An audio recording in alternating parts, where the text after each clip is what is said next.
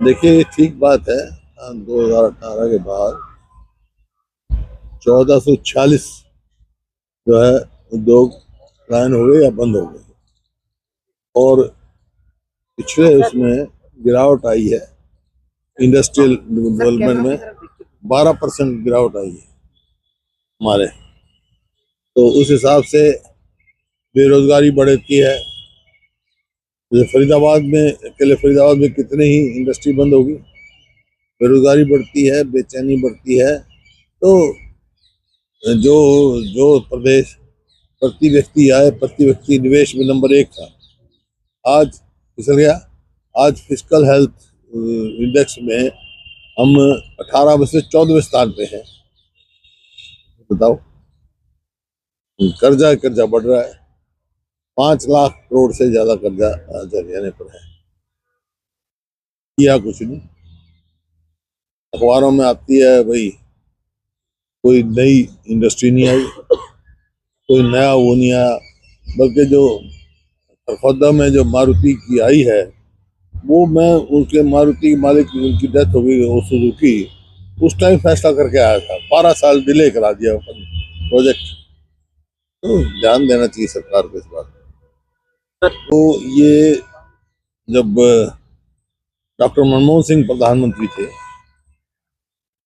और अजीत सिंह जी इसके महकमे के मंत्री थे, तो हिसार, करनाल और ये नंदगढ़ में एक उसको उसकी जो है उन्होंने मंजूर किया था इसकी एक्सटेंशन। लेकिन अब तक कहते हैं फ्लाइट हमारी ये होगी, एरोड्रम ही है वो, एयरपोर्ट नहीं है। कानून व्यवस्था प्रदेश में लगातार किस तरीके से आप देखते हैं, लगातार आप भी सवाल या निशान उठाते रहते हैं, पर कानून व्यवस्था को लेकर मुख्यमंत्री कहते हैं कि अच्छी, पहले से अच्छी कानून व्यवस्था है, पहले की सरकारों से अच्छी कानून व्यवस्था प्रदेश में रोज फिर अब तुम्हारी खबरें क्यों छपती हैं फिर भाई? तुम्हारी खबरों में क्या आता रोज?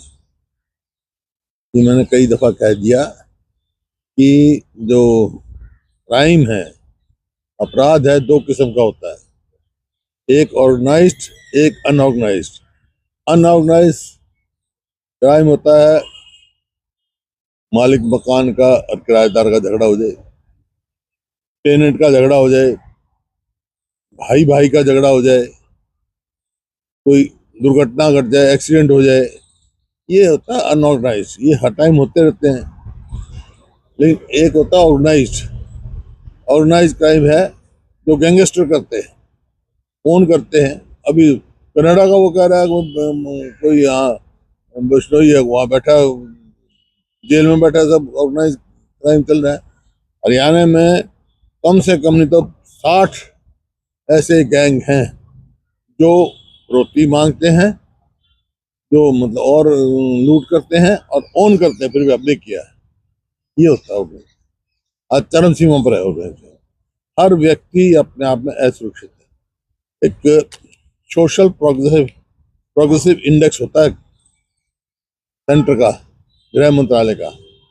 उसने कहा है कि हरियाणा सबसे ज्यादा असुरक्षित प्रदेश है देश में। इसका मतलब हर कोई अपने आप को असुरक्षित महसूस कर रहा है, कोई अपने आप को सुरक्षित नहीं महसूस कर रहा। के द्वारा ये दावा किया गया है कि जो भी उनके संकल्प पत्र में मेंशन की हुई डेवलपमेंट कार्य थे, उन सभी का लगभग पूरा कर दिया गया है। वहीं बजट की भी बात की जाए तो बजट को लेकर भी मुख्यमंत्री नाथ सिंह सैनी अलग अलग लोगों से मुलाकात करें ताकि जनता का ये बजट हो पाए, यानी बेहतर काम करने का दावा किया जा रहा है। एक भी वायदा पूरा नहीं किया है। इन्होंने कहा था कि 2022 तक हम किसान की आमदनी दुगनी करेंगे। आज कौन सा साल है? आमदनी तो दुगनी करी नहीं, लागत कई गुना बढ़ा दी। उस टाइम डीजल क्या क्या भाव था 2014 में, आज डीजल का क्या भाव है? खाद का क्या भाव था?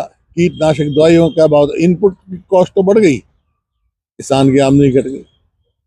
और कोई भी आप देखो, नाम देते हैं स्कीम का, ये लाडो लक्ष्मी इन्होंने चलाया, और आप उनका घोषणा पत्र उठा के देखो, उसमें यह था कि हम 2100 रुपया सबको देंगे 18 साल से ऊपर महिलाओं को लेके जो पेंशन नहीं लेते हैं। उसके हिसाब से 85 लाख महिलाओं को मिलना चाहिए। इनको लेकिन आए तो और उसको कानून छाट दिए भी 1 लाख रुपए जिसकी आमदनी होगी वो घट गया।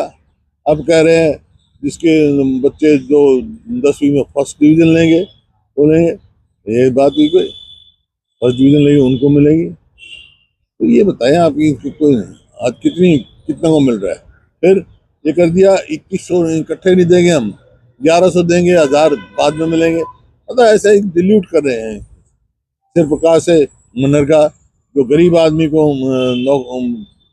रोजगार मिलता था पिछले 5 साल में, पिछले साल जो था 8 लाख मनरेगा वर्कर रजिस्टर्ड थे, उनमें से कितना को दिया? 100 दिन का रोजगार इन्होंने 2100 को।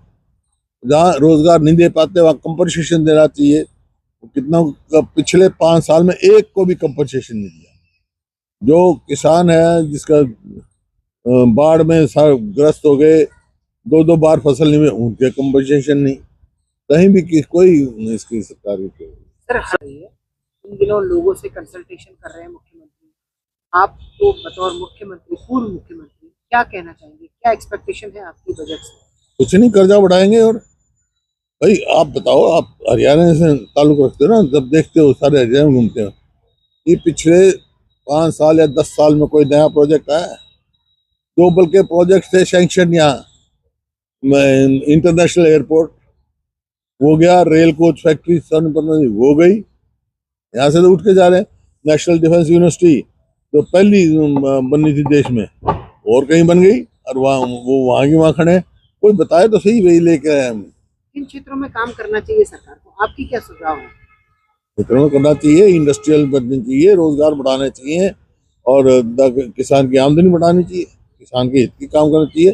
सरकार ने कोई जनहित का कोई फैसला नहीं लिया। सर 3 जिलों में निकाय चुनाव होने हैं, नगर निगम के चुनाव होने हैं, कांग्रेस से किस तरीके की तैयारी? सर भाजपा लगातार बैठी है, तैयारी है, सरकार लड़ेंगे, जोर शोर से लड़ेगी पार्टी। सर आप लोगों का प्रशिक्षण शिविर चल रहा है, वहीं 21 हैं? प्रशिक्षण शिविर चल रहा है, हाँ। 21 तारीख को राहुल गांधी भी आने वाले हैं। क्या कुछ चीजें रहेगी, किस प्रकार से राहुल गांधी के आने से कितना उत्साह कार्यकर्ताओं के अंदर नहीं, बढ़ेगा? शिक्षण हो रहा है। जिला कांग्रेस के जो अध्यक्ष बने, बहुत साल के बाद जो हमारा संगठन बना है, जिला कांग्रेस के अध्यक्ष बने, उनकी ट्रेनिंग हो रही है। क्योंकि सारी बात होगी, मैं भी जाऊंगा वहाँ, मैं भी बोलूँगा। एक्सपर्ट्स बुलाए हुए हैं, वो इकोनॉमी के, और वहाँ बताएंगे, समझाएंगे। राहुल जी भी जाएंगे, खड़गे साहब भी जाएंगे, पूरा जोश भर के आएंगे। सर